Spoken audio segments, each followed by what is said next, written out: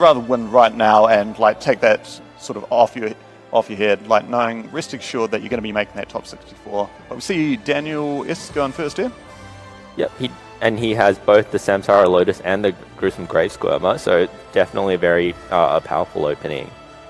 On Michael's deck, you can see that he plays 3 copies of Ash Blossom, 1 Ghost Bell, 1 Ghost Ogre, and 3 Infinite Impermanence. So a slightly more condensed number of interactions, so it is going to be a bit more difficult for him to see a lot of them.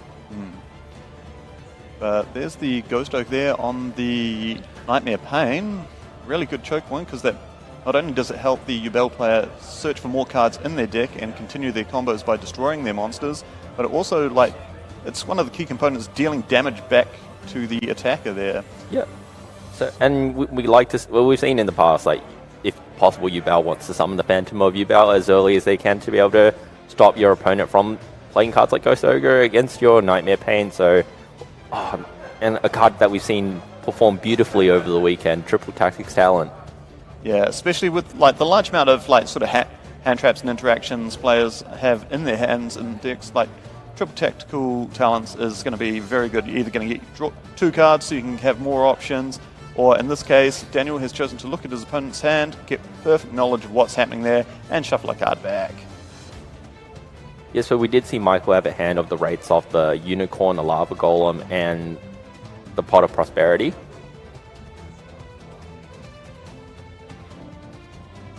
So he's down to three cards left. He'll be drawing for turn and only having 4. Let's see how far Daniel S can push this.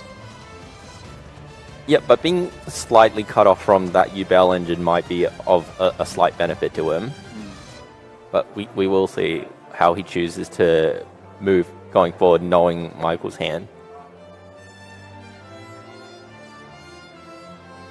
See 3 cards. I think one's a trap as well. So yeah, I believe 1 is a copy of Infinite Impermanence. This Grave Skirmer comes bringing Samsara Lotus back. Then Shivara targeting the Lotus to be destroyed.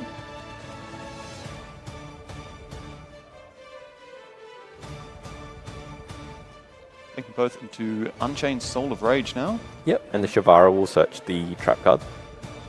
The Escape. Is he running Escape or is he running Chamber? I believe he is playing the Escape in his deck, so that's able to destroy 1 card, your 1 Unchained monster you control, and 1 card on the field.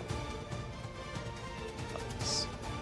So he has 2, like, every card on his field is able to interact with his opponent. Yeah. And like that Escape from the Unchained as well, being able to destroy the Rage and then trigger the Yama and Grave as well, that's going to be pretty handy against Michael.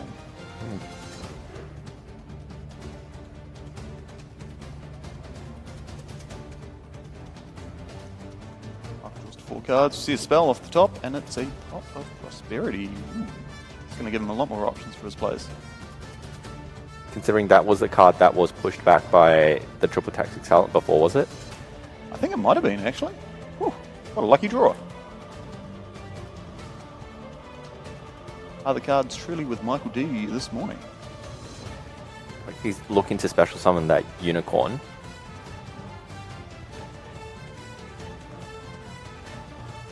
Activating Quick Search and getting hit with the Infinite Impermanence.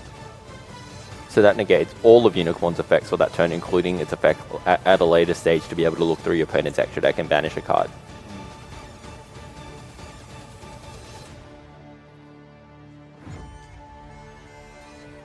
Yep, he's just taking a read of the Unchained Soul of Rage. I believe he wants to make sure he understands how that will interact with his side of the field.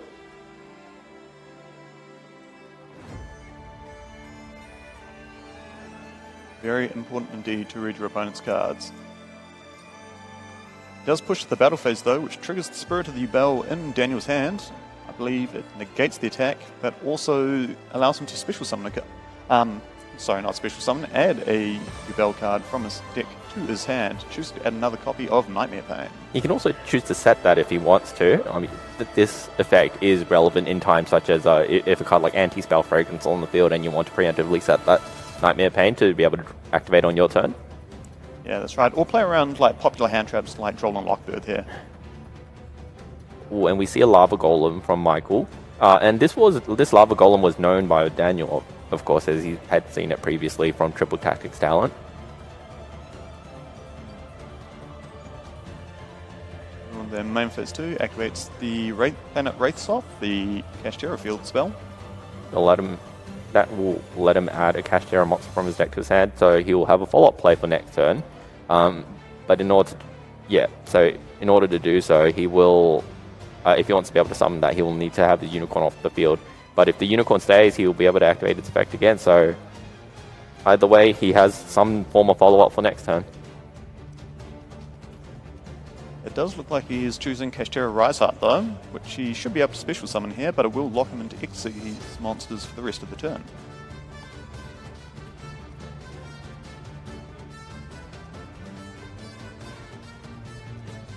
Both players just confirming what column that Infinite Impermanence was activated in, because it was set, it is going to negate the effects of all spell and traps activated in that column, including Daniel's own. I see a bit of synergy with both Riseheart, Unicorn being able to summon themselves, so it circumvents the restriction of Lava Golem, preventing you from normal summoning that turn.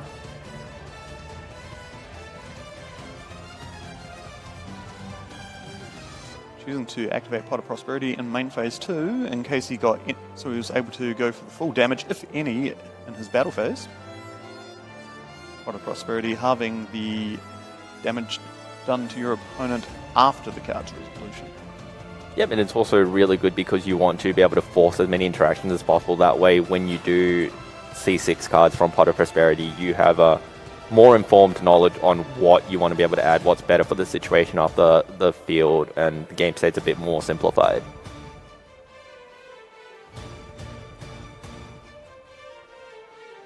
So what do we see here? There's a Birth, Solemn 2 Strike. Birth, Infinite Impermanence, and a Unicorn and a Pot of Prosperity. Is the Solemn Strike as well, the first card off the top? It is. It's going for that Birth. He is going for a Kashtira Birth.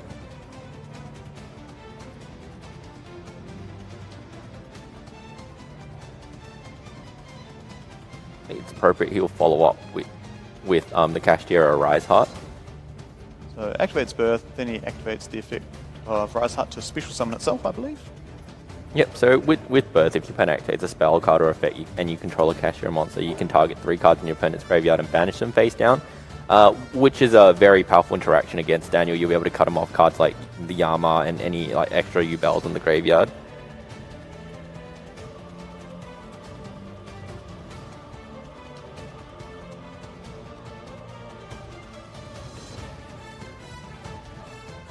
Here he goes. Kashtira Riseheart gets to banish a Kashtira monster from his deck, and then its level becomes that level.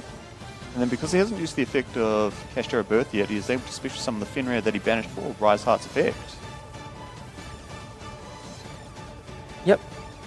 Banish 2 cards off the top. Daniel. Face down used which is the other part of the Kashtira Riseheart's effect.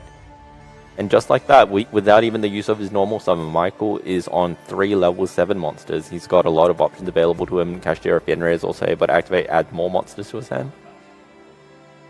It's looking pretty good for Michael right now.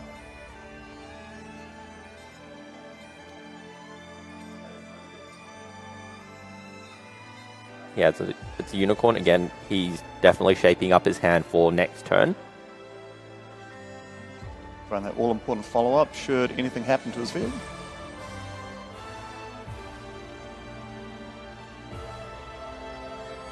Another neat interaction is when Lava Golem deals 1,000 damage in the standby phase. Oh, yo, it's an activated effect, isn't it? The Kashtira monsters will also activate their effects. So that is one piece of consideration he wants if he wants to, say, keep the Unicorn on the field to peek through that extra deck and banish a copy of, Phantom of Yubel to preemptively reduce how many he has access to. Yeah, that's right. Very cool indeed.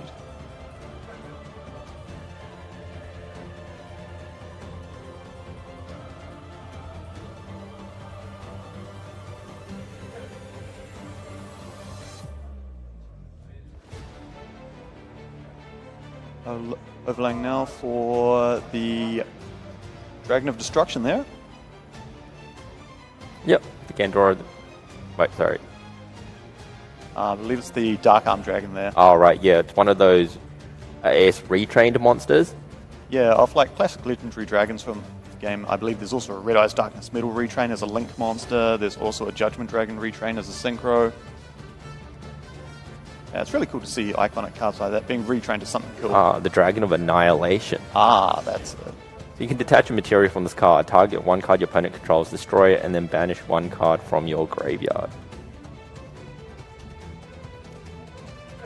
So we've got the Kashtira Unicorn in hand and the Kashtira Unicorn banished, so if that birth has managed to survive, it's going to be a lot of follow-up for Michael.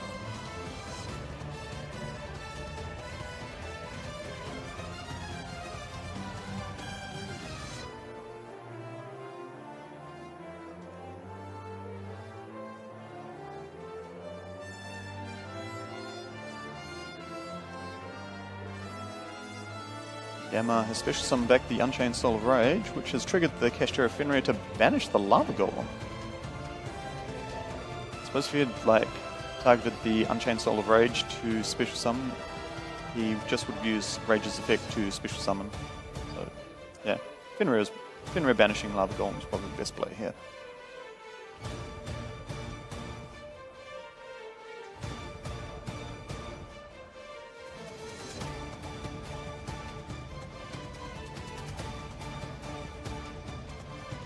Rage using its effect to summon SP Luminite using Michael's Kashtira Fenrir, and then on summon using its effect to banish the Kashtira Birth.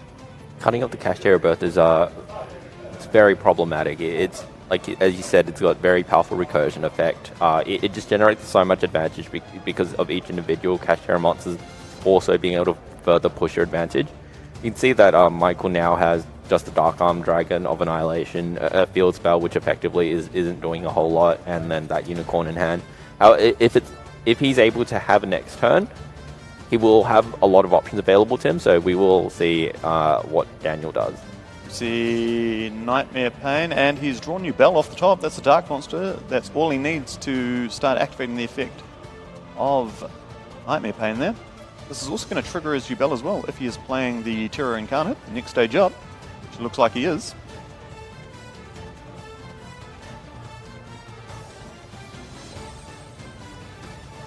Now, because he controls the Fiends, he's able to special summon that Gruesome Grave Skirmer that he searched off the Nightmare Pain.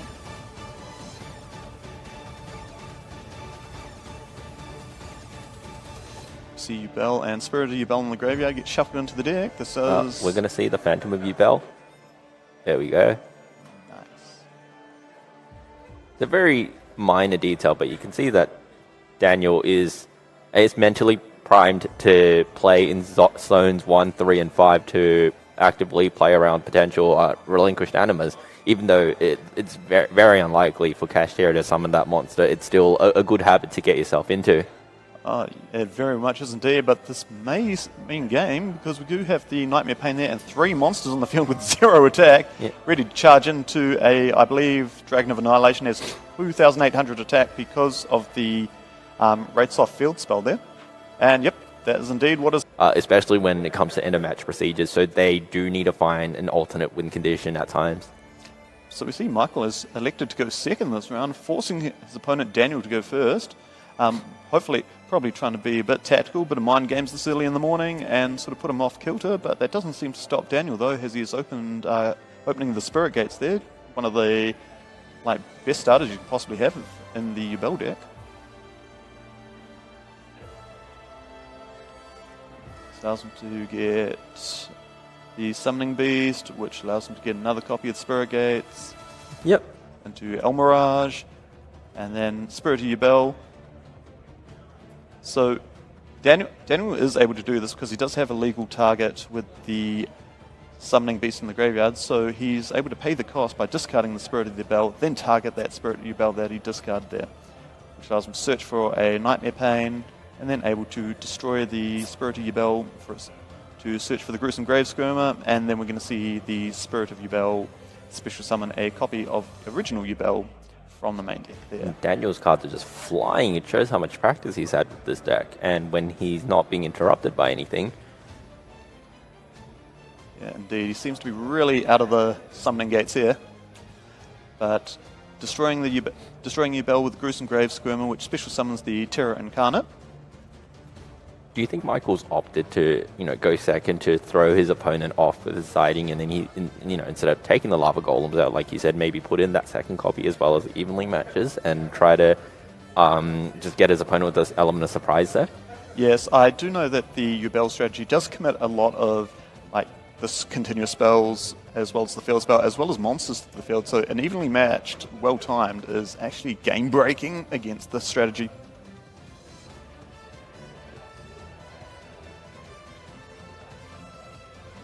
Alright. Now it looks like he's slowed down a bit. I think he wants to just consider, the first part of the combo is all sort. Now he just wants to carefully consider what he wants to do to, close out his play, solidify his field and his hand. So we see Unchained Soul, Lord of Yama there.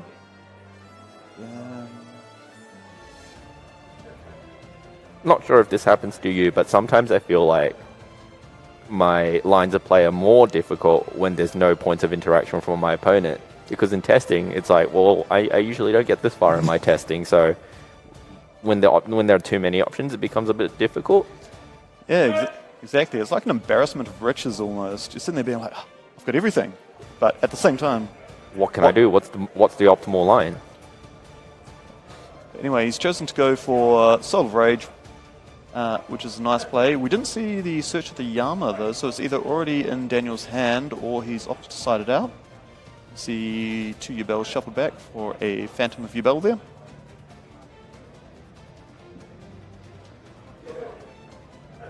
Setting a spell trap. He's going to set another one. He's going to get greedy. Yeah, there he goes. And passing up to Michael. Checks the graveyard. Verifying the contents of the graveyard. It's very important to know what you're up against. Daniel graciously offering his deck to Michael to shuffle and cut before his turn ends. Beautiful. Seeing a lot of pink cards in Michael's and there. So yeah, maybe we are going to see a blowout of an evenly match right now. I think one's a Ghost Ogre. Yeah, there definitely are a lot of purple cards. Interesting if he just drew that Ghost Ogre, if he just opted not to play it earlier. Did he go for I will wipe everything evenly and then have Ash Blossom for the follow-up? You think that's a line of play? I think that's definitely something. If you know evenly match is going to sit there and do a lot of damage to Daniel's field there. There we do. Oh, we there you see go. Got it. Too fast for us. I believe he's going to choose to keep the Phantom. Or at least one of the monsters, as they serve as a point of interaction. Oh. Ooh. He's thinking about it. Definitely doesn't want those spells and traps. Oh, there is one trap he is in consideration for keeping. He's got 3 where he's certain that he doesn't want. Those being the continuous spells. Alright, definitely doesn't want the set spell and trap. And... there you go. So electing to keep the Unchained Soul of Rage there.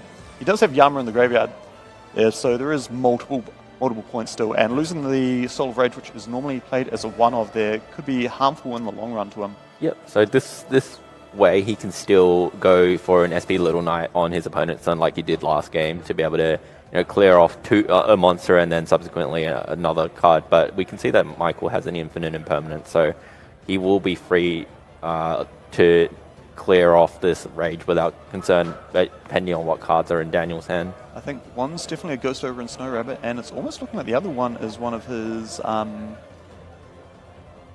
Winged Dragon of Ra Sphere mode as well. We do know Michael is citing that, but he's chosen to pass without play, so yeah, he's got a lot of going second cards, but not a lot of engine. That is a predicament you get yourself into when you have a high concentration of these high impact cards going second. You obviously want to see at least 1, maybe 2 of them, but when you see too many of them, then it stops you from being able to progress your own play and be more proactive. Yeah. Well, you've got all the cards to stop your opponent's players, but you're not really playing the game yourself.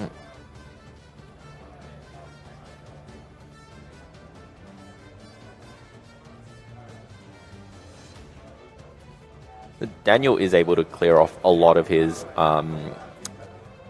And because that Spirit Gates is still face up on the field, he is able to discard a card and special summon a Fiend with 0 attack with 0 defense. Yeah, so Daniel was able to clear off a lot of these Dark Beckoning Beast Spirit Gates from his deck, so once they're out of his deck, his quality of draws subsequently will be better because he won't be able to draw into these. Michael's having a look, having a read. We do know he's got that Ghost Ogre and Snow Rabbit in hand, so this would be a pretty prime spot to drop it if he's going to.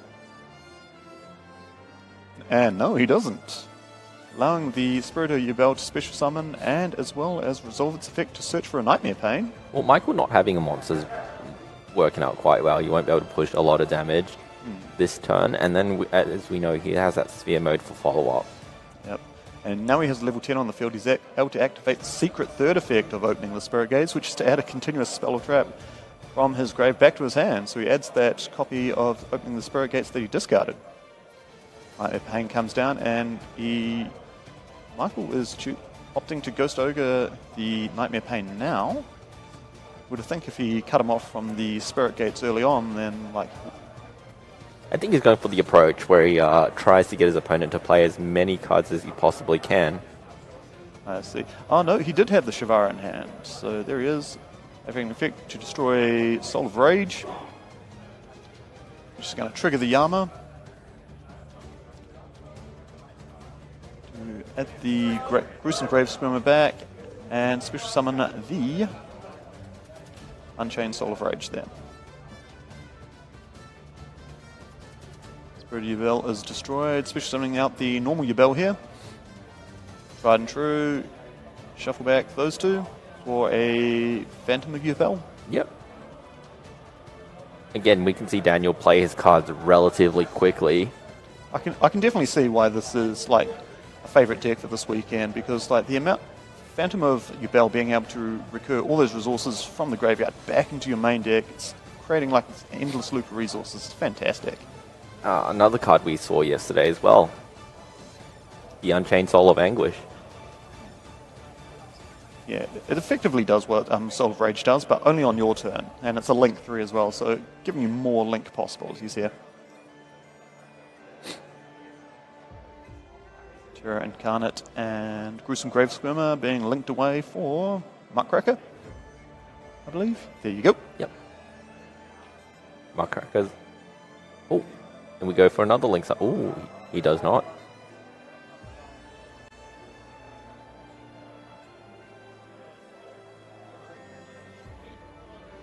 Yeah, I'm just having a look. Is Muckraker actually able to summon to that zone? I don't think Soul of Anguish points there.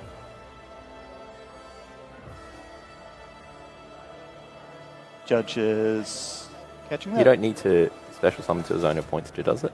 Oh, no, I mean link something from the extra deck. But yeah, Judge has caught it now, and we've moved the Muckraker to an applicable zone here, and I think play is going to continue now. Alright.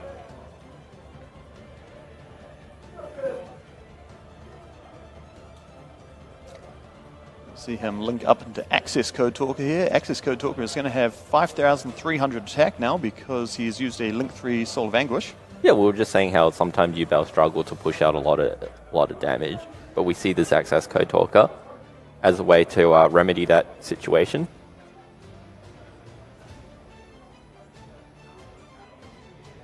Activating infinite permanence on the Muckraker there, so he's not going to be able to bring back any more fiends for link summoning. Gruesome Grave Squirmer is able to banish itself and special summon back. Again, I think it's the Summoning Beast.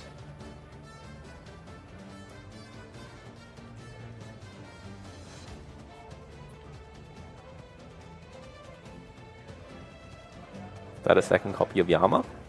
Yes it is. And yes, it has been summoned to a correct zone because Muckraker points down and to the left. So Appaloosa points all down, right? The 3 down directions.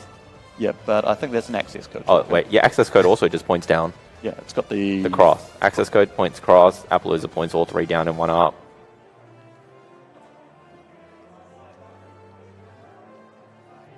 So that's 5,300.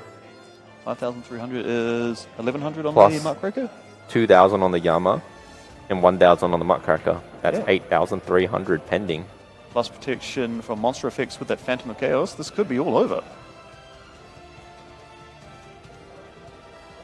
Yeah. Hmm.